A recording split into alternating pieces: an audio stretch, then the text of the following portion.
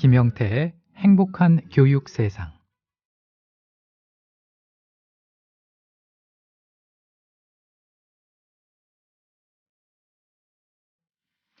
김영태의 행복한 교육 세상 진행을 맡은 아나운서 정승조고요. 오늘도 김영태 대표 스튜디오에 모셨습니다. 어서 오십시오. 네, 안녕하십니까. 지난 한 주간 어떻게 보내셨습니까? 예, 지난주 첫 방송 나가고, 예. 첫 방송 치고 비교적 잘했다 이런 칭찬도 들었지만요. 좀 더 자연스럽게 진행하라는 따끔한 지적도 받았고요. 청취자들이 얼마나 예리한지 제가 지난 시간 세계보건기구를 저도 모르게 WHO를 WTO로 잘못 발음을 했더라고요. 아니, 사실 그런 지적을 받으면 상당히 진행자로서는 뼈 아픈데 가슴이 아프고요. 근데 저는 그런 글을 좀 봤습니다.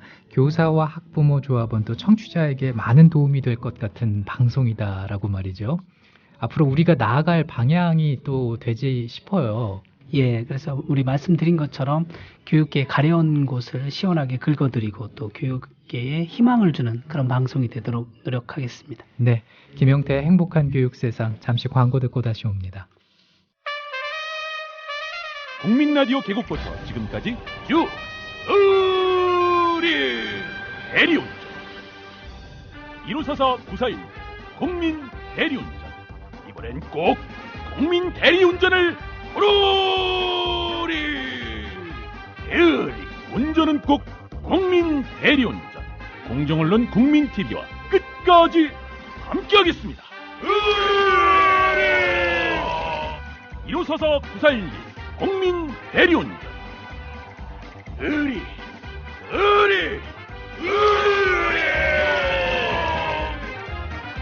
1544-941 국민 대리운전.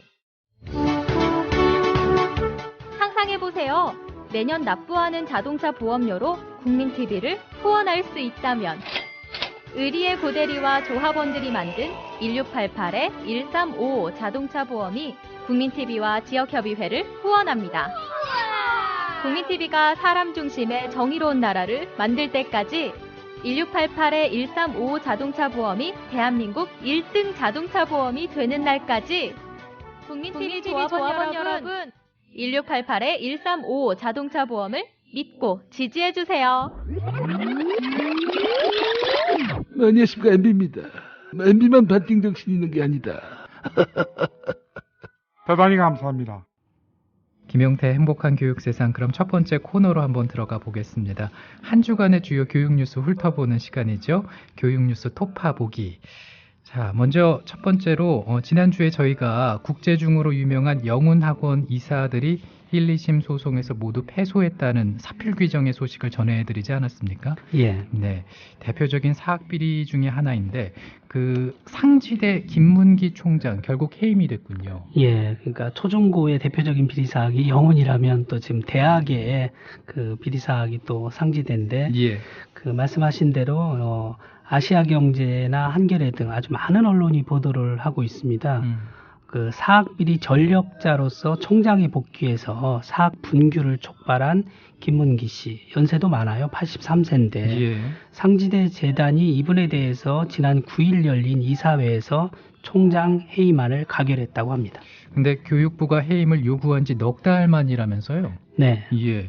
교육부의 총장 해임 요구를 거부하다가 이사진을 해임하겠다는 최후 통첩을 받고서야 뒤늦게 해임을 의결했다는 건데 무슨 일입니까? 그러니까 이제 교육부는 지난 3월에 학생 결손 수업 보충을 이제 소홀히 했다는 점, 그리고 직원을 부당하게 채용했다, 이런 이제 부당 행위를 주도했다, 이런 종합 감사 결과에 따라서 중징계, 즉 총장 해임을 요구했거든요. 예. 그런데 상지대 재단이 5월 11일 처음에는 정직 1개월 처분을 했고요. 교육부가 재심하라고 압박하니까 6월 10일에 겨우 한 달 늘려가지고 정직 2개월 처분으로 그런 식으로 버텼어요. 중징계를 요구를 했는데 정직 1개월, 2개월. 이거는 뭐 선방망이 처벌 아니냐 이런 얘기가 있겠어요. 그렇죠. 예. 그러니까 제가 교육위원 시절 보니까 공립에서는 그 60만 원 정도의 비리만 가지고도 해임이 되는데 그러나 이런 어처구니 없는 일들이 부패 사학에서는 비일비재하게 일어납니다. 상지대의 이런 행태에 대해서 교육부가 다시 그 분쟁 당사자인 김문기 씨한테 총장 사퇴 권고를 했고요. 감사 결과 해임을 요구했는데 이걸 왜 이행하지 않냐. 학생들의 수업 거부 사태 등 그 학생 혼란을 야기할 수 있다. 이러면서 7월 15일까지 해임하지 않으면 이사 8명 모두를 해임, 즉 임원 승인 취소하겠다. 이렇게 이제 강한 그 압박성 계고장을 보내니까 마지못해 해임을 한 거죠. 정말 마지못해 해임을 했습니다. 예, 그러면은 이제 상지대는 정상화의 길을 걷게 되는 겁니까? 그렇게만 되면 얼마나 좋겠어요. 예. 혹시나 했는데 역시나라고 하는 말처럼 상지대 재단은 이날 비리재단 복귀를 반대해온 봉재욱 교수 등 교수협의회 전현직 대표 3명을 또 해임을 해버렸어요. 이제 이른바 비판 세력 압박 이거를 계속 이어간 거죠. 예. 결국 상지대 재단이 김문기 씨를 해임한 것은 교육부가 임시이사를 파견하겠다는 거. 그러니까 임시이사 파견을 막아보려는 고육책이다. 그래서 학교 정상화의 길은 아직도 멀다. 뭐 이렇게 보이네요. 그러면은 김용태 대표께서 보시기에는 어떻게 해야 이 상지대 문제가 해결될까요? 우선 상지대 구성원들 얘기를 들어보니까요. 예. 김문기 씨 해임을 반기면서도 현재 이사들이 여전히 상지대 운영권을 쥐락펴락하고 있다. 그런 상태에서는 상지대 정상화가 힘들다. 보다 중립적이고 공정한 임시이사를 좀 파견해 달라. 이렇게 교육부에 거듭 촉구를 하고 있고요. 예. 왜냐하면 김 씨의 장남이 바로 재단 상임이사가 됐고요. 다른 7명도 김 씨가 추천한 인사들이니까 뭐 안 봐도 뻔하지 않습니까? 그리고 이제 앞에서도 말씀드린 것처럼 그 상지대 재단 쪽에 그러니까 재단 쪽을 반대하는 이런 어떤 양심 교수들, 대표적으로 정대화 교수거든요. 이분을 파면했어요. 근데 교원 소청위에서 부당 징계로 판정받았고요. 또 총학생 회장 4명을 또 무기정학 시켰는데 역시 법원이 그 징계 효력 정지 결정을 내렸죠. 예. 그 외에도 뭐 직원들을 대량 그 징계를 했는데 누가 봐도 무리한 그 징계 행보잖아요. 이런 걸로 그렇습니다. 이제 구성원들의 반발을 키워오고 있었죠. 정말 말씀을 들어보니까는 상지대 문제 해결은 아직도 갈 길이 멀어 보인다. 그렇게 느껴집니다. 예. 자, 다음으로 알아볼 소식은 혁신학교 관련 소식인데 혁신학교가 5년 만에 816곳으로 늘었다고요. 예. 네, 워낙 그 혁신학교가 인기가 좋다 보니까 일부 지역이기는 하지만 집값이 들썩일 정도라고 하는데 근데 이 혁신학교는 어떤 학교를 말하는 겁니까? 예, 한겨레하고 오마이뉴스가 좀 비교적 깊이 있게 전달하고 있습니다. 예. 그 혁신학교는 학생들에게는 배우는 기쁨과 행복을 그리고 선생님들에게는 가르치는 보람을 학부모님들에게는 만족을 드리는 학교입니다. 김성한 교육감 표현대로 하면 학교의 본질을 회복하고자 노력하는 학교다. 이렇게 설명드릴 수 있겠습니다. 정말 학생들 또 학부모 또 선생님들 모두 만족시킬 수 있는 그런 학교가 아닌가 싶은데 말씀해 주시는 거에 따르면요. 근데 이제 김 대표께서도 교육의원 시절에 혁신학교에 대한 깊은 애정이 있으셨다고요. 네. 네, 그래서 혁신학교 지킴이라는 별명을 얻으신 걸로 알고 있는데 그렇다면 혁신학교는 어떻게 시작이 됐습니까? 예, 그 2009년 교육감 선거에서요. 김상곤 전 교육감님의 그 핵심 공약으로 이제 등장한 거거든요. 예. 그래서 초기 혁신학교는 암기 위주의 주입식 교육이 아닌 학생들의 다양한 역량을 키워주고 협력적인 학교 운영, 뭐 이것으로 모두를 위한 질 높은 학교 교육을 하자는 뜻에서 이제 등장했습니다. 이후에 경쟁 위주의 우리 교육에 대한 반발 그리고 그 대안으로 교육 현장에서 아주 이제 큰 이슈가 됐죠. 그래서 지방선거 때 혁신학교 신설 및 확대를 공약으로 내세운 후보들이 교육감에 다 아주 대거 당선이 됐고요. 예. 말씀하신 대로 혁신학교는 올해 3월 기준 그 전국의 13개 지역에서 6개 교가 운영되고 있는데 전국에 11,612개 정도의 초중고가 있거든요. 예. 비율로 따져보니까 한 7% 정도네요. 높진 않군요. 아직은 예. 예. 근데 명칭은 지역마다 조금씩 차이가 있다고요. 예. 서울이나 경기나 전북은 혁신학교라는 말을 그대로 쓰고 있고요.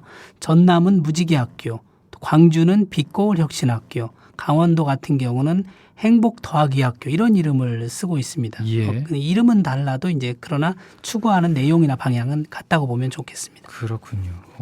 하지만은 이 무조건 혁신학교 수를 늘리다 보니까 질적 성장에는 소홀히 한 면도 없지 않다. 뭐 이런 지적도 들리네요. 네, 그런 이유 때문에 혁신학교를 신선한 바람이 아닌 거품으로 평가하는 이제 일부 지적들도 나오고 있습니다. 예. 그래서 한 지역교육청 관계자는 자기 지역 혁신학교를 굳이 나누자면 그 A급 혁신학교는 20% 정도밖에 안 된다. 20%. 예, 또 다른 지역 그 한 선생님도 혁신학교의 철학과 취지대로 운영되는 곳은 절반 정도인 것 같다. 뭐 이런 말씀을 했다고 그래요. 예. 이렇게 이제 단실 안에 이제 많이 양적 확대에 치중하다 보니까 질 관리가 이제 제대로 안 되고 있기 때문인데 그래서 혁신학교 관계자들은 혁신학교를 일시적인 바람이 아니라 지속 가능한 철학, 지속 가능한 교육 운동으로 정착시키는 것이 중요하다. 이렇게 입을 모으고 있습니다. 예. 그래서 그런지 혁신학교를 뿌리내리게 하기 위해서 전국 17개 시도교육청 가운데 14개의 교육청이 이제 힘을 합치기로 했다는 소식이 들립니다. 네. 예, 특히 혁신학교 대열의 진보교육감이 아닌 대전교육청도 처음으로 합세를 했다면서요. 예. 13개 진보 성향의 교육감이 있는 교육청과 함께 대전교육청도 합류를 해서 예. 정례회의를 열기로 합의를 했다고 합니다. 지난 6일 충북교육청이 밝혔는데요. 전국 14개 교육청의 혁신교육 담당자들이 참석한 혁신교육 담당관 회의를 열고 앞으로 정례회의를 열어서 혁신학교가 전국에서 뿌리내릴 수 있도록 머리를 맞대기로 했다. 이렇게 밝혔거든요. 예. 회의는 이제 2달에 한 번 시도교육청을 돌면서 열기로 했다고 합니다. 예. 이번 회의에 참석하지 않은 대구나 경북, 울산 등 3개 교육청도 함께하면 정말 좋겠다라는 생각을 해봅니다.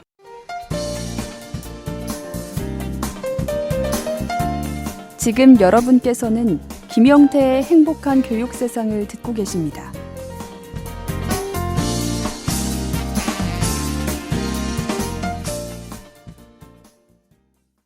김영태의 행복한 교육 세상 듣고 계십니다.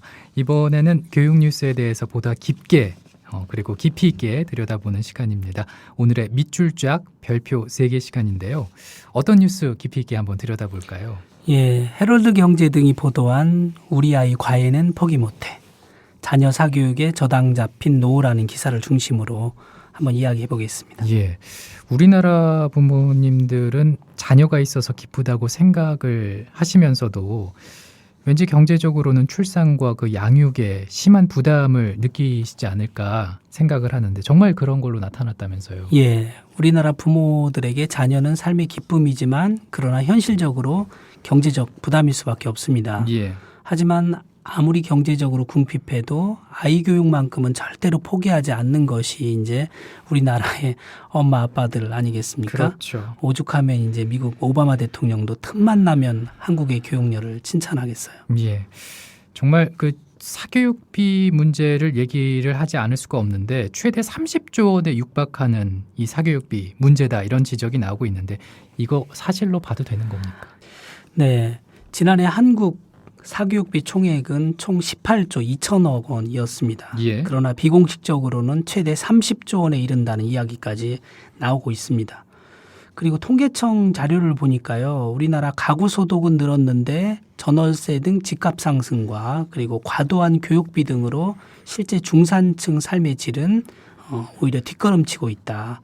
왜냐하면 집값뿐 아니라 그 교육비 증가 때문이기도 한데요. 각종 학원비라든가 과외비, 즉 사교육비에 들어가는 지출이 1990년에는 13.4%였는데 2013년에는 20.9%까지 치솟았다고 합니다. 거의 뭐 지금 7% 가까이 오른 상황인데 예. 그래서 많은 학부모가 사교육비로 인해서 노후 대비 등 자신의 행복을 추구할 수 있는 뭐 이런 것들을 모두 저당이 잡힌 채 부담을 느끼고 있다 이런 얘기군요. 네. 예.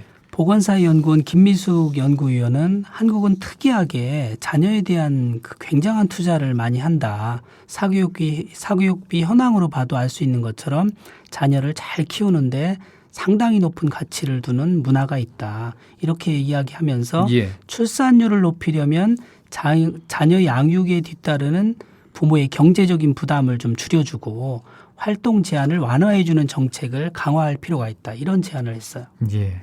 정말 심각합니다. 네. 공교육비의 민간 부담률. 이것도 좀 살펴보니까 우리나라가 14년째 1위더라고요. 예, 맞습니다. 참고로 교육부가 지난해 9월에 발표한 OECD 교육 지표를 제가 찾아보니까요. GDP 대비 정부 부담 공교육비 비율이 4.9%로 OECD 평균보다 0.4% 낮아요. 그러니까 정부 부담은 낮은데 민간 이제 학부모 부담이죠. 민간 부담 비율은 2.8%로 OECD 평균이 0.9%인데 3배나 높거든요.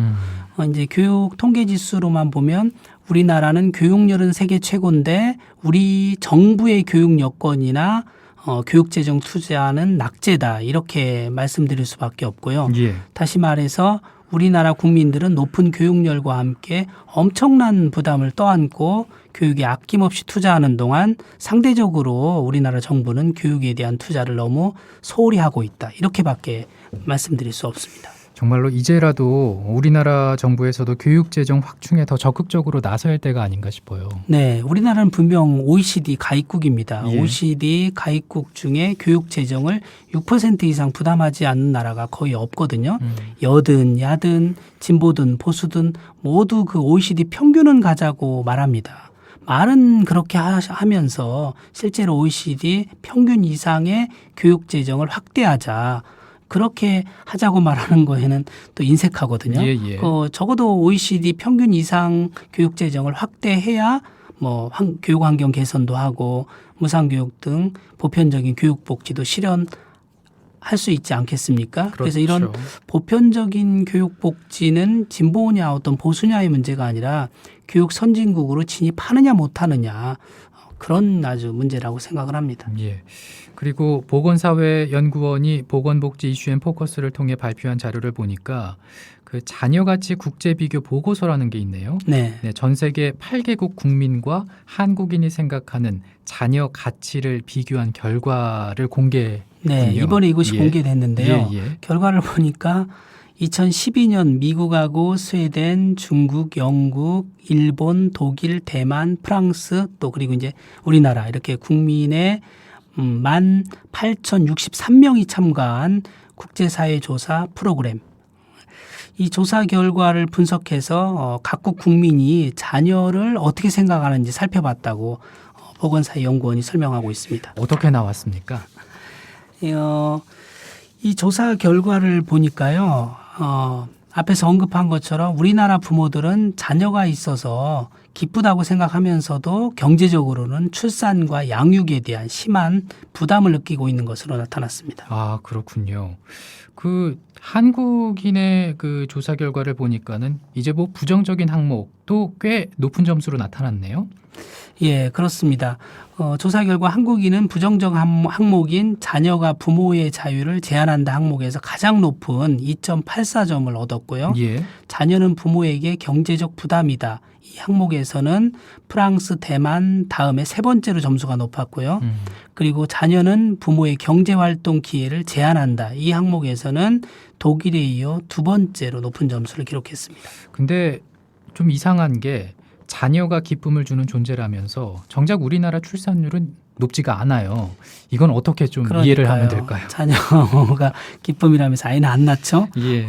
양면성, 이중성을 보입니다. 그러니까 자녀는 심리적으로 크게 기쁨을 주고 만족을 준다. 그렇지만 현실 생활로 돌아가서 경제적으로 너무 부담이 되니까 또 개인 시간도 많이 뺏기게 되고 그러다 보니까 저출산으로 이어진다. 이게 이제 전문가들의 분석입니다. 예, 정말 애는 낳고 싶은데 애 낳아서 대학 졸업 때까지 뭐 4억 내지 5억까지 든다고 하니까 그럴 만도 합니다. 빨리 대책이 필요해 보이고 저출산 국가라는 오명만은 벗어야겠습니다. 그렇습니다.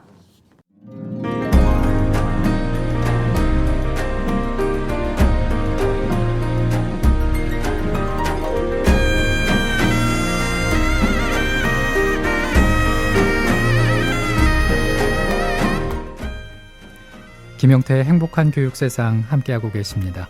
이번에는 교육계 화제, 논란이 되고 있는 이슈 등 관계자를 모시고 알아보는 집중 인터뷰 사랑방 손님 시간입니다. 오늘의 사랑방 손님은요, 지난 방송에 이어서 김승환 전북 교육감입니다.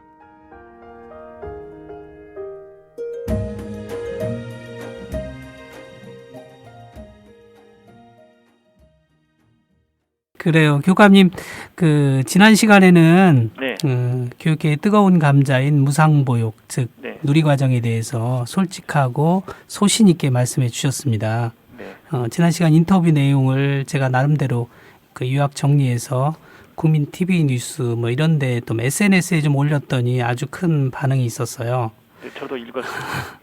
오늘은 지난주 시간 부족으로 못했던 이야기를 좀 해봤으면 합니다. 네네. 제목을 법치국가에서 시행령 국가로 전락한 대한민국 이렇게 정해보고 시행령 위주로 한번 오늘은 이야기를 한번 나누어 보겠습니다. 네. 첫 번째 시행령 정부 관련돼서 질문을 좀 드릴게요. 네. 오늘은 먼저 말도 많고 탈도 많은 시행령에 대해서 이야기해 보겠습니다. 네. 박근혜 정부 들어와서 법률에 근거하지 않거나 법률을 무력화하는 시행령이 부쩍 늘고 있습니다. 네.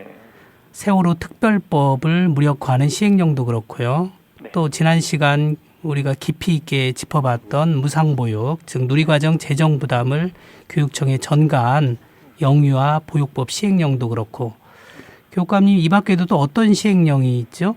박근혜 정부 들어와서 예, 법률을 무력화하거나 유린하는 그런 시행령이 많이 늘어났죠. 그런데 예. 시발은 이명박 정부부터입니다.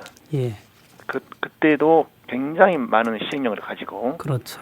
입법권을 유리를 했거든요. 예, 자유령 사립고 지정 고시 그리고 재지정 거부 이것은 다 원래 교육감의 권한으로 되어 있죠. 네, 지금도 교육감의 권한으로 되어 있고 그런데 뭐가 문제냐면 시행령을 가지고 교육감이 가지고 있는 지정 고시권, 재지정 거부권 이걸 무력화시켜 버리는 겁니다. 그러니까요.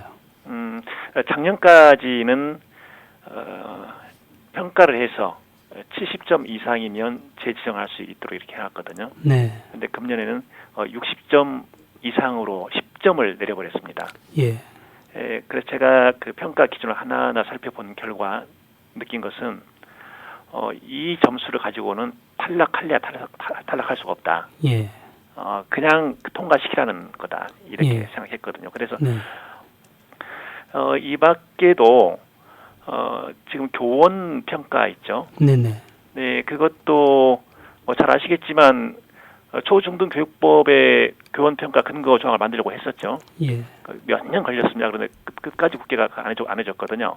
그래 엉뚱한 대통령령에 갖다 붙여버린 거예요. 교원 등의 그러니까요. 연수에 관한 규정 여기다 갖다 붙인 겁니다.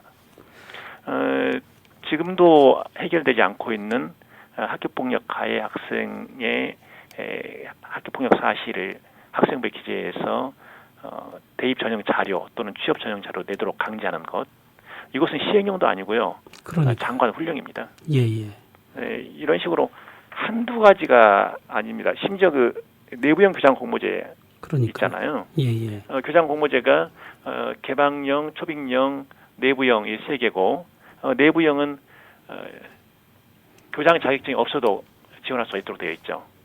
그리고 여러 지역에서 전국에 경기도가 대표적이고 여러 지역에서 내부형 공모제 효과성이 굉장히 높았거든요. 그런데 이것도 역시 시행령으로 막아버리는 겁니다. 그러니까 이렇게 이명박 박근혜 정부 들어와서 말씀하신 네. 대로 네. 자사고 재지정 결정 권한 사실상 교육부 장관에게 넘겨준 셈이 됐고요. 또 네, 그렇습니다. 교육 공무원 임용령 개정한 것도 그렇고 네. 말씀하신 학교폭력도 장관 훈령이라든지 금방 말씀하신 내부형 교장 공모제 역시 시행령으로 사실상 막아버린 경우잖아요. 네, 그리고 한 가지만 더 들면요. 네, 지금 장학관 교육연구관 네, 이걸 자격 기준을 교육공무원법에서 규정하고 있거든요. 네, 근데 장학관과 교육연구관이 될 수 있는 자격 1호를 보면 대학, 사범대학, 교육대학 졸업자로서 7년 이상의 교육 경력이나 2년 이상의 교육 경력을 포함한 7년 이상의 교육 행정 경력 또는 교육 연구 경력이 있는 사람 이렇게 돼 있어요. 그냥 7년이면 되거든요. 예. 근데 이것도 막아버리는 그러니까 거예요. 그것도 오히려 지난해 교육부가 장학관과 교육연구관의 임용 기준을 강화하는 내용으로 결국 교육공무원 임용령을 개정, 뭐 저희가 볼 땐 계약이죠, 그죠? 이렇게 한두 가지가 아닌데 그러면 이런 시행령 개정을 통해서 이른바 진보 성향의 교육감들 옥죄기를 중앙정부가 하고 있다 이렇게 보이는데요. 네. 광현 전 교육감께서는 이것을 두고 상위법을 위반한 헌정 문란행위다 이렇게 일갈했고 교육감님께서도 대한민국은 법치국가인데 법치국가에서 시행령 국가로 전락했다. 이렇게 말씀하셨는데 이 시행령 계약에 대해서 한 말씀 하신다면요. 법치국가라고 할 때 그 핵심은 헌법과 법률이고요. 예. 그리고 또 하나는 사법권입니다. 이 사법권 독립이 제대로 서야 국민의 권리 보장이 되는 것이죠. 이 두 개인데 지금 이명박 정부, 박근혜 정부 계속 이어오면서 헌법을 무력화시키고 그리고 법률을 무력화시키는 겁니다. 예를 들어서 헌법 21조에 이런 것이 있습니다. 언론, 출판, 집회, 결사의 자유. 집회 이것은 헌법상 절대 허가를 할 수가 없게 되어 있습니다. 예. 비상계엄이 아닌 이상은. 그렇죠. 그런데 실제로 경찰권 행사하는 거 보면 허가제를 운영을 하고 있는 거예요. 네. 이런 식으로 이렇게 되면 국회 입법권이 완전히 형해화돼 버리고 그리고 이런 상태는 여당 야당의 문제가 아니고요. 그러니까요. 입법부로서 국회의 문제입니다. 그래서 국회가 이거 철저히 따져줘야 되거든요.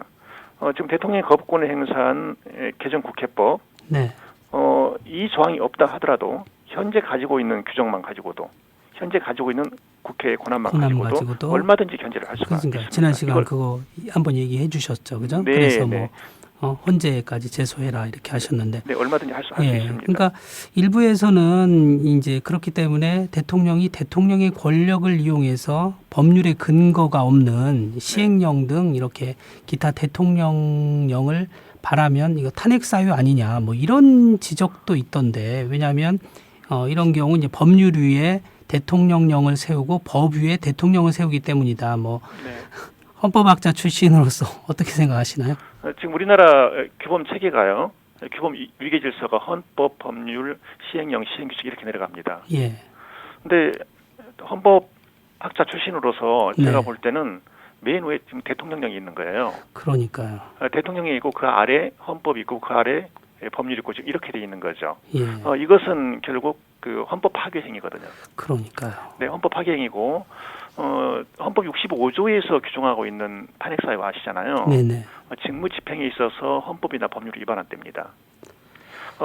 노무현 대통령 탄핵할 때 65조 가지고 탄핵을 했어요. 그러니까요. 국회에서 탄핵 소추했죠. 예. 근데 그 당시 노무현 대통령이 시행령을 가지고 헌법 유리했냐 그런 사실 없습니다. 그러니까요. 시행령 가지고 법률 유리하지 않았어요. 네. 그런데 그 정도만 탄핵, 가지고도 국회가 탄핵 소추기를 해버렸거든요. 그때 국회와 지금 국회가 참 분명히 아까 말씀하신 대로 사법권 또 수호 차원에서 또는 이 삼권 분립 특히 입법권 침해 차원에서 좀 국회가 강력하게 좀 대응할 필요가 있어 보이네요. 네. 지금도 어쨌든 우리나라를 가리켜서 삼권 분립 국가, 권력 분립 국가로 하죠. 뭐 미국도 다 권력 분립을 다 하고 있습니다. 근데 국민들께서 아셔야 될 것은 뭐냐면 삼권 분립에서 해기되는 것은 집행권도 아니고 사법권도 아니고 입법권이라는 겁니다. 그러니까요. 그래서 국회를 가리켜서 국민 대의 기관이라고 하는 것이고요. 예. 국민의 의사를 대변하는 기관이거든요. 그렇죠. 그런데 참 아시다시피 이번에 국회 보니까 참 거의 뭐 청와대가 시키면 그냥 원내 대표도 바꾸는 참 어이없는 일이 일어났습니다. 그래서 이렇게 보이더군요. 이게 대통령 권력이 삼권을 통할하는 체제로.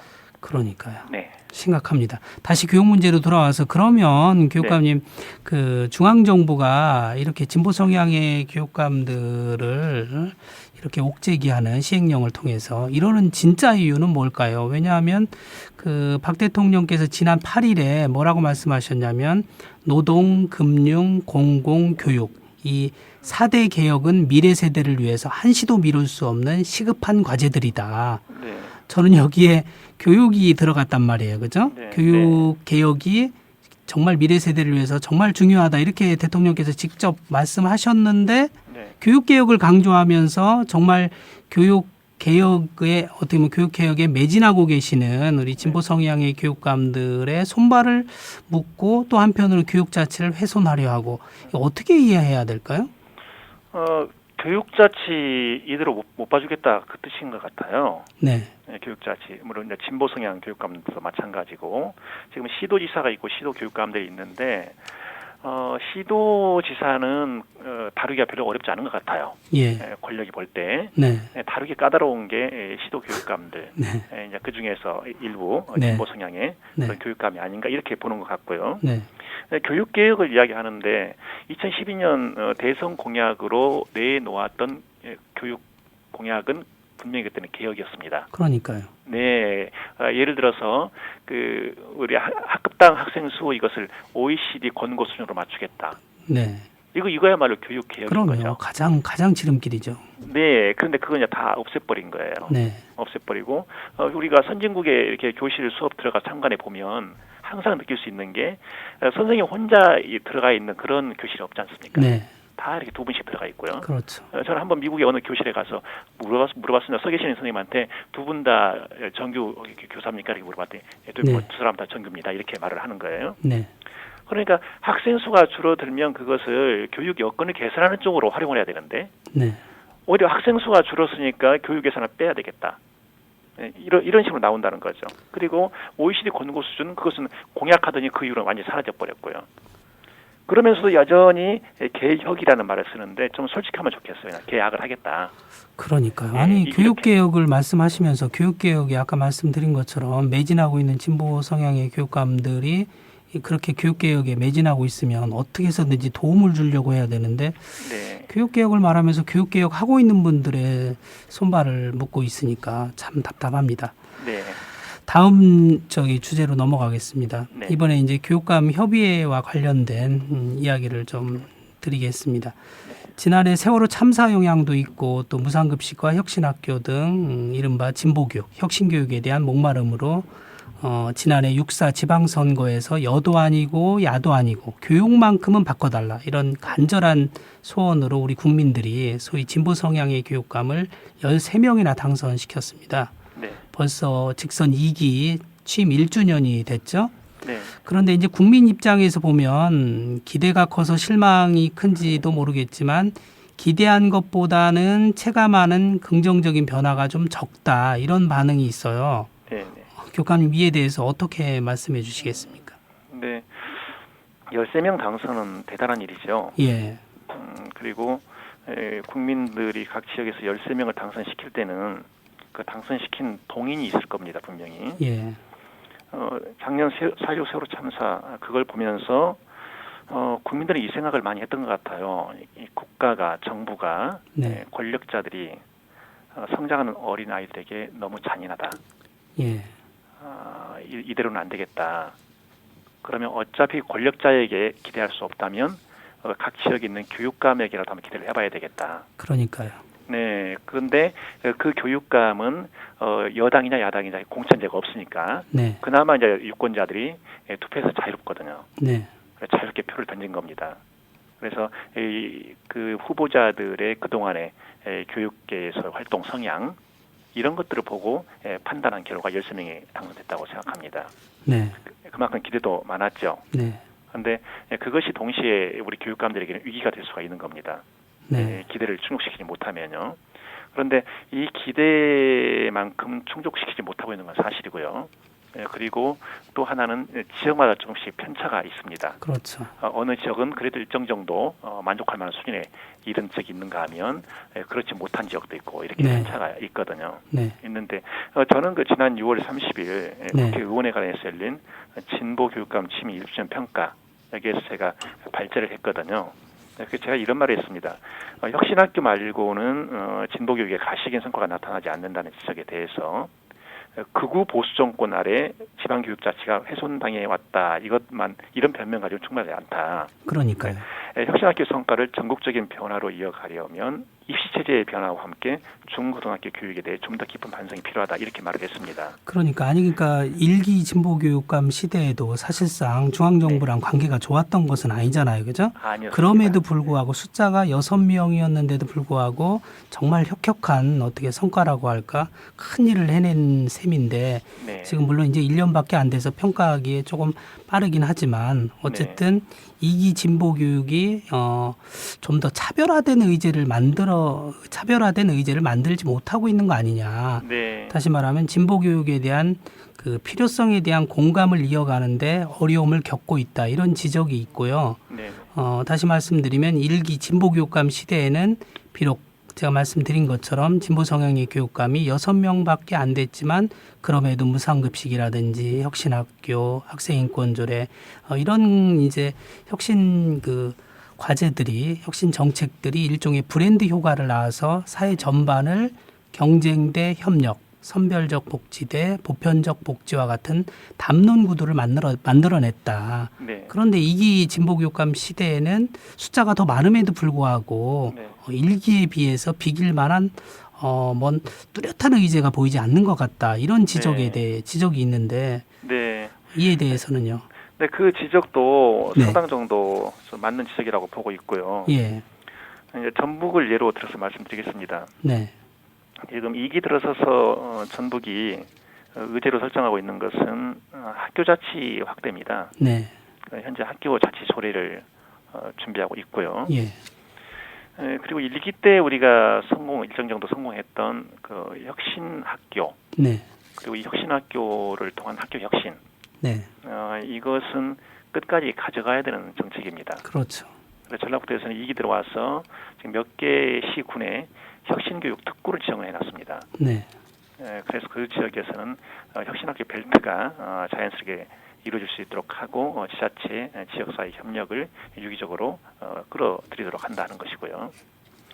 그 다음에 우리가 교육에서 가장 중요한 존재가 있다면 당연히 우리 아이들이죠. 네, 그래서 이 정책을 더 좀 가까이 아이들 중심으로 가져가자. 그런 뜻에서 전북교육청에서는 이제 슬로건을 아침에 행복한 학교, 저녁에 자유로운 학교 이렇게 만들어 놓고요. 예, 아침에 행복한 학교 만들기 위해서 등교 시간을 늦췄고 저녁이 자유로운 학교를 만들어주기 위해서 보충 수업, 야간 자율학습 이런 것들을 철저하게 학생들의 자유로운 선택권에 맡기도록 이렇게 한 겁니다. 네, 그래서 저는 2기 들어와서 네네. 2기 들어와서 우리 그 진보 성향의 교육감들이 교육 의제로 강하게 밀고 나갈 것이 있다면 그것은 저는 2개 학교 자치 그리고 혁신 교육의 강화. 혁신교육 강화. 네네. 예. 이 2개로 저는 보고 있습니다. 그러니까요. 네, 제가 그저께 울산에 가서 네, 특강을 했는데요. 네, 제가 이런 말을 했습니다. 우리 그 교육자들이 자신의 그 가치관에 따라서 교육 민주화를 위해서 아무리 혁혁한 공을 세웠다 하더라도 교실에 들어가서 아이들 앞에 성공하지 못하면 그 사람은 교육자로서 실패한 사람입니다. 제가 이런 말을 했습니다. 네, 이것은 아이들 성장, 배움 이것에 집중하라 그런 뜻이거든요. 당연하죠. 예. 네네. 그러니까요.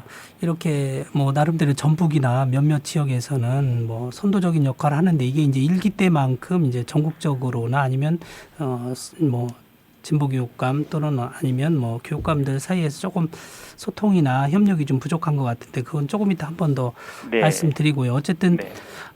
솔직히 1기 이제 진보교육감 시대에는 저희와 같은 제가 이제 교육위원 출신이니까요. 진보 성향의 교육의원들의 숨은 노력도 있었어요. 네. 특히 뭐 서울에서는 광리현 교육감의 낙마라고 하는 악조건 속에서도 말씀드린 것처럼 무상급식이라든지 혁신학교, 학생인권조례 등 혁신교육이 중단되지 않도록 또는 뭐 뿌리 내리도록 뭐 선봉에 서서 노력을 했는데 지난 1년을 돌아보니까 확실히 저희 교육위원들이 있었을 때와 이제 비교가 되거든요. 적어도 이제 서울, 경기, 수도권 지역은 그렇습니다. 네. 저희 교육위원들이 있었다고 하면 교육감 협의회 또는 진보 교육감 협의회를 통해서 혁신 교육을 견인하도록 구심점 역할을 했을 텐데 이제 그런 게 좀 굉장히 아쉽고요. 네. 또 13개 지역에서 진보 성향의 교육감이 당선돼서 이미 진보 교육 벨트가 형성됐다. 그런데 지난 1년 돌아보니까 자사고 등 특권학교 폐지, 이제 서울 지역 위주로 이게 좀 큰 움직임이 있었고요. 또 무상보육인 누리과정 예산을 두고 뭐 교육감님과 교육부와의 갈등, 이런 국면에서 진보교육감들 사이의 협력과 연대가 좀 부족했다. 네. 심지어 무기력하지 않았냐 이런 질타까지 쏟아지는데 네. 조금 설명드리면, 왜냐하면 경남에서는 홍준표 지사가 무상급식 폐기로 인해 가지고 갈등이 아주 극에 달했잖아요, 그죠? 네. 또 전북에서는 교육감님이 무상보육인 누리과정 예산 문제로 싸움이 계속됐는데 네. 시도교육감 협의회에서는 어떤 역할을 했느냐, 네. 그 역할이 눈에 띄지 않는다. 네. 아까 말씀하신 것처럼 사실 알고 보면 시도교육감 협의회, 특히 이게 엄청난 힘이라고 하면 뭐 힘을 가지고 있는 협의체인데 네. 왜 교육감 협의회가 한 목소리로 한 목소리를 내지 못하고 또 제대로 대응하지 못하는 것이냐, 이런 거에 대한 좀 질문을 드린다면 어떻게 좀 말씀해 주시겠어요? 교육감 협의회가 네. 어린이집 무상보육 이 사안에서 무력했다는 건 뭐 인정하지 않을 수가 없고요. 네. 다른 거 이런 거 다 자치하고 정당히 협조를 받느냐 못 받느냐 이거 다 자치하고 교육감들만 최소한 4사람 내지 5명만 연대해서 이걸 거부했더라도 정부는 손을 들었을 겁니다. 그러니까요. 네, 그런데 이것이 이루어지지 않았거든요. 왜 그랬을까? 이제 각계 약진을 했다고 볼 수밖에 없고, 네. 또 이렇게 진보 성향 교육감이라고 하지만 지역마다 또 분위기가 다릅니다. 네. 그러니까 이쪽 호남 지역의 분위기와 저 영남 지역의 분위기가 좀 다르거든요. 그렇죠. 그래서 지역적인 한계 극복하기 어려운 거 이런 것도 있고요. 그리고 또 정부가 이게 분할 통치를 잘 한 것 같아요. 예. 네, 이게 분할 통치는 그때가 언제입니까? 87년 대선 때 그때 민정당이 써먹었던 방법이죠. 예. 그때 미국의 어떤 기자가 대선 끝나고 당 사무총장을 만나서 인터뷰하면서 대선 전략이 뭐였냐라고 물어보니까 아주 간단하게 말을 했죠. 디바이드 앤 콩커였다. 예. 분리해서 정복했다, 이런 말을 했지 않습니까? 근데 교육감들도 사실은 거기에 일정 부분 당했다고 저는 생각을 하고요. 네. 그런데 다행인 것은 지금 들어와서 최근 몇 달 사이에 더 이상 안 되겠다, 우리가 너무 무력하게 대응했다, 여기에 대한 반성 분위기가 많이 무르익고 있다는 겁니다. 예. 그러니까 이제 교육감님들이 어쨌든 겪고 있는 이 교육 재정 부요 사태, 그죠? 재정 네. 부족 사태, 그리고 지방교육자치 훼손 때문에라도 이제는 시도교육감 협의회가 좀 위상을 좀 강화하고 제 역할을 해야 된다. 네. 다시 말해서 시도교육감 협의회가 마치 뭐 국가교육위원회 뭐 이런 것처럼 교육 정책에 대해서 하나하나 선도적으로 사회적 합의를 만들어가는 그런 어떤 견인차 역할을 해야 되지 않느냐. 이제 많은 국민들이 그렇게 기대를 하고 있는 거예요. 그죠? 네, 그런 역할이 좀 어떤 식으로든 좀 돼야 되겠다. 물론 뭐 정당 구조와는 다르기 때문에 그게 쉽지 않은 거긴 하지만 그래도 뭐 교육에 대한 목마름이 있으니까 반드시 해내야 될 거라고 보고 있고요. 제가 한 가지만 말씀드리면요. 조금 전에 교육원 제도 말씀하셨죠. 네네. 교육원 제도, 특히 서울의 교육원님들 그리고 경기도의 교육원님들 제가 굉장히 부러웠거든요. 그렇죠. 부럽고 존경스럽고, 이제 절에서 교육원 제도가 필요한 것이구나. 그런데 정반대로 전북은 아니었다는 겁니다. 그거 이미 알고 계시죠. 그리고 또 하나 들 수 있는 것은 지금 이제 새로운 의제를 가지고 서로 협력하는 거, 이 분야인데 최근에 한 가지 지금 이루고 있는 것이요. 남부 벨트 6군데, 이거 호남 3구하고 그다음에 경남, 부산, 제주까지 해서 6군데가 신규 전문직 있죠. 네. 이제 막 장학사 되시는 분들, 그분들 연수를 금년부터 공동으로 하기로 했습니다. 6군데는요. 그래서 이제 금년 맨 처음에 전북에서 시작하자. 그래서 지금 전북교육청이 그걸 준비하고 있고요. 그다음에 교육정책, 교육의제 이 부분인데, 교육감 협의회가 힘이 없다, 저는 그렇게 생각하지 않고 얼마든지 연구 기능만 강화를 하고 의지만 있으면 교육정책, 교육의제를 내면서 국민의 공감대를 형성해 나갈 수가 있고, 국민들이 볼 때 바로 교육정책 저거다, 교육의제 저거다, 저렇게 해야 된다, 이 공감대가 확산되면 그때는 국회도 어쩔 수 없이 법률 작업을 할 수밖에 없고, 교육부도 거기에 따라갈 수밖에 없다. 그런 점에서 이 부분은 굉장히 중요한 걸로 보고요. 그러니까요. 특히 우리나라 교육에서 가장 심각한 문제는 초, 중고 교육과 대입제도의 불일치 이거잖아요. 네네. 그래서 초, 중고 교육과 대입제도가 하나의 흐름으로 쫙 타고 갈 수 있도록 하는 거. 그래서 대입제도 개선 이것도 교육감협의회가 좀 의지를 가지고 연구 작업을 할 필요가 있다고 보고 있습니다. 그러니까요. 국가교육위원회처럼 마치 교육감협의회가 그런 선도적인 역할을 하면 아까 중앙정부도 따라올 수밖에 없고 또 국회도 따라올 수밖에 없도록 그렇게 좀 노력해 주시고요. 어쨌든 그 순방치안이라는 말처럼 저희 교육연제도가 사라지면 교육감 직선제도 위험할 것이다. 그렇게 저희가 예상했는데 아니나 다를까 새누리당이 지금 교육감 직선제만은 반드시 손보겠다 이렇게 벼르고 있어요. 그래서 사실 도종환 의원님이 대표 발의한 것처럼 현직 교사들도 교육위원회에 출마할 수 있도록 했더라면 지금쯤 전북에서도 젊고 능력 있는 교육위원들이 아마 교육감님을 도와서 양 날개처럼 양 수레바퀴처럼 교육 혁신을 위해서 큰 역할을 했을 건데 그 부분이 하여튼 뭐 좀 생각할수록 저희 교육계는 좀 안타깝고요. 새누리당하고 지금 보수 진영이 마음이 좀 급한 것 같아요. 국회에서도 토론회를 하더니 이제 지난 2일 서울 서초 구민회관에서 교육관 관련 이 선거제도 관련 토론회를 했고 앞으로 뭐 3개월 동안 전국적으로 순회 토론회를 하겠다. 뭐 이렇게 결국 교육감 직선제를 없애겠다는 거잖아요. 그렇습니다. 뭐 이 교육감 직선제 없앤다는데 한 말씀 하셔야 될 것 같습니다. 네, 이제 국회에서 법률안 뭐 제정하고 개정하고 하는 것과 관련해서 일정한 관행이 있더군요. 그 관행은 다른 조항은 몰라도 선거법 관련 조항은 여야 합의 없이는 안 된다. 그렇죠. 그게 오랜 관행이더군요. 그런데 정부가 하는 걸 보면 관행 좋아하지 마라. 언제든지 우리는 깨버린다. 그게 가능한 것 같아요. 날치기도 얼마든지 우리는 하겠다. 날치기 한들 뭐 헌재가 또 합법화 시켜주니까. 아마 그것이 상당히 강하게 있기 때문에 지금 일부에서 말하는 것처럼 절대 이건 개정할 수 없을 것이다. 저는 그렇게 보지 않고요. 그런 위험성은 상존하고 있다. 그리고 지금 극우 보수 정권 차원에서는 이 작업을 아주 치밀하게 하고 있지 않나 그런 감을 갖고 있습니다. 그러니까요. 설마 하다가 또 당할 수도 있으니까 긴장의 끈을 놓치면 안 되겠습니다. 그리고 교육감님 이제 이번에는 그 교육감님 오신다고 했더니 일반 국민들이 궁금하다며 질문해달라고 몇 가지를 좀 보내왔어요. 그 중에 한두 가지를 뽑아서 좀 질문할게요. 교육감님께서는 재선 교육감이시니 올해 5년 차이잖아요. 그리고 2기 직선 1주년을 맞이했는데 교육감직 수행하면서 가장 행복할 때 또는 가장 보람 있는 것은 무엇이고 반대로 교육감직 수행하는데 가장 어려운 점이나 장애물, 걸림돌 역할하는 건 무엇이냐 이렇게 물어달라고 하시네요. 가장 행복할 때, 가장 보람 있을 때 이건요. 우리 아이들이 저를 보고 알아주는 겁니다.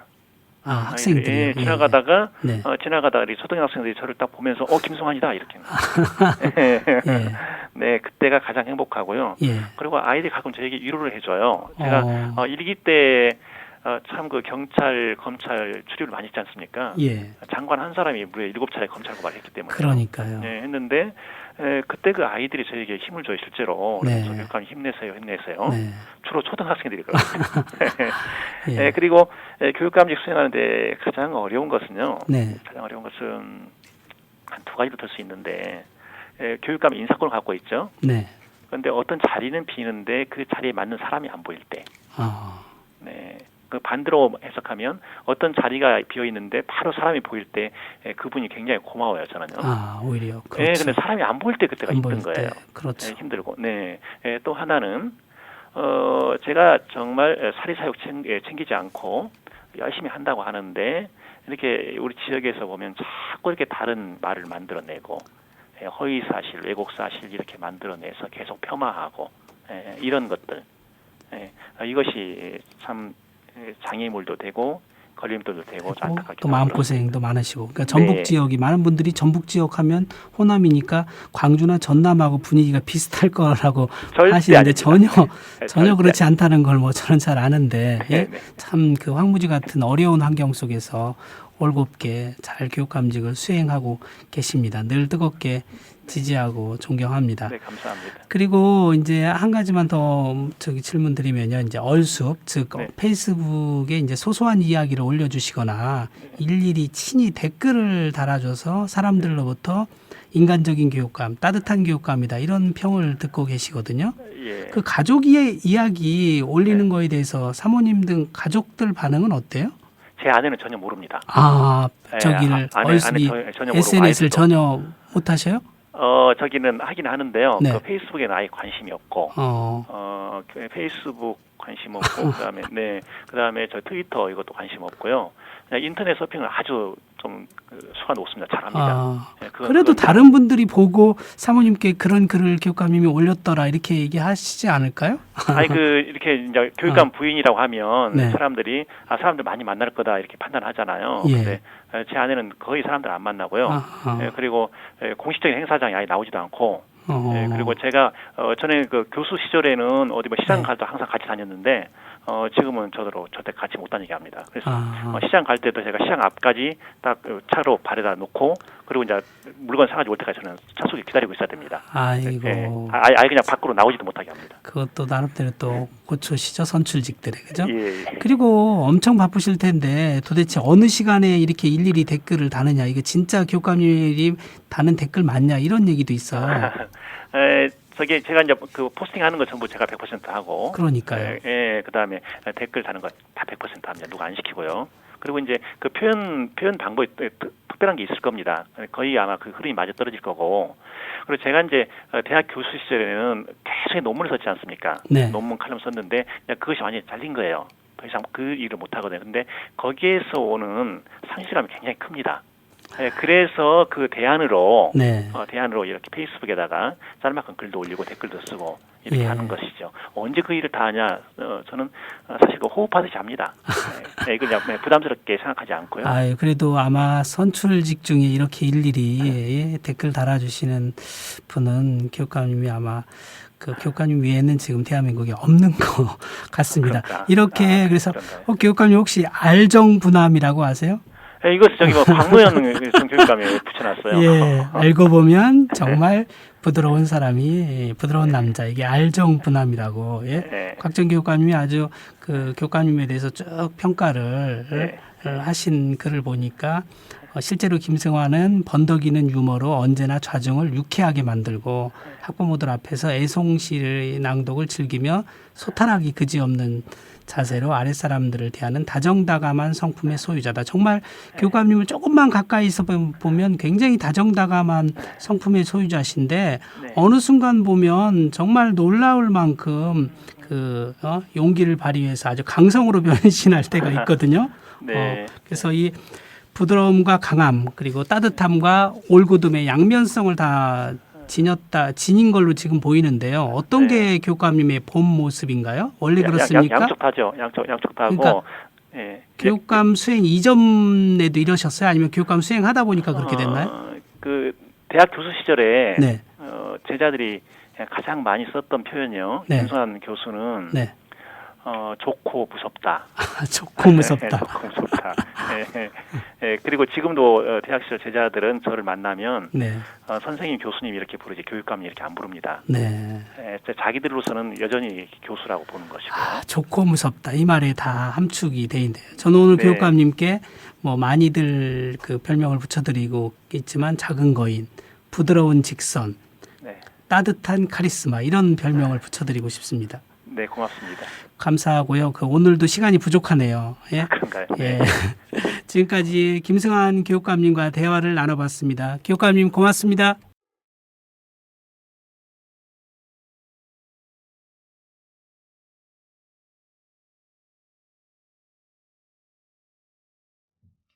김용태의 행복한 교육세상 이제 마지막 순서입니다. 오늘도 시 한 수 낭송을 해주시겠다고요? 네. 교육 때문에 고통스러운 대한민국을 교육 덕분에 행복한 대한민국으로 만들자는 차원에서 오늘도 교육 문제를 풍자한 시 한 수를 준비했습니다. 예. 근데 제게 사슴뿔 사진을 한 장 주셨는데 참 멋집니다. 네. 사슴의 뿔은 그 경쟁에서 이기려다 보니까 지나치게 크고 무거워졌습니다. 그러나 그로 인해서 천적에게 쉽게 잡아먹히기도 하죠. 예. 그럼 오늘 시는 이 사슴의 뿔과 관련된 시인가 보죠? 네, 사슴의 뿔입니다.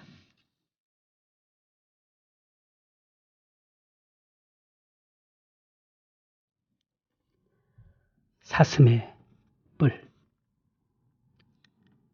모처럼 학교에 갔더니 여기저기 사슴들로 꽃밭이다. 좀 더 가까이 다가보니 학생들 머리에 크고 작은 뿔들이 나 있다. 전교 1, 2등을 다툰다는 철수의 머리에도 영희의 머리에도 사슴의 뿔처럼 멋들어진 뿔이 돋아나 있었다. 친구 하나를 제칠 때마다, 우정을 잔인하게 짓밟을 때마다 더 우람하고 더 훌륭한 월계관이 자리매김하는 모양이다.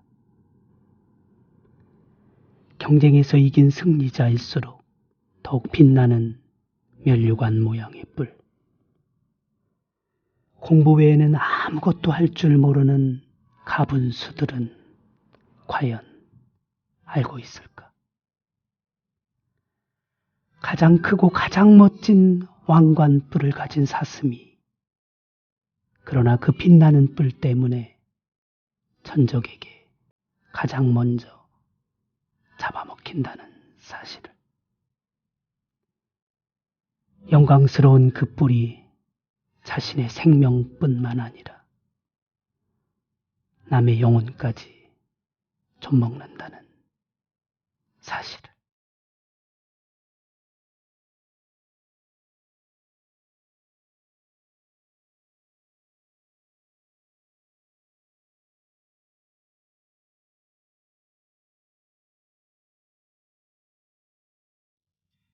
다음 주 월요일 밤 9시에 인사드리겠습니다. 고맙습니다. 예, 고맙습니다.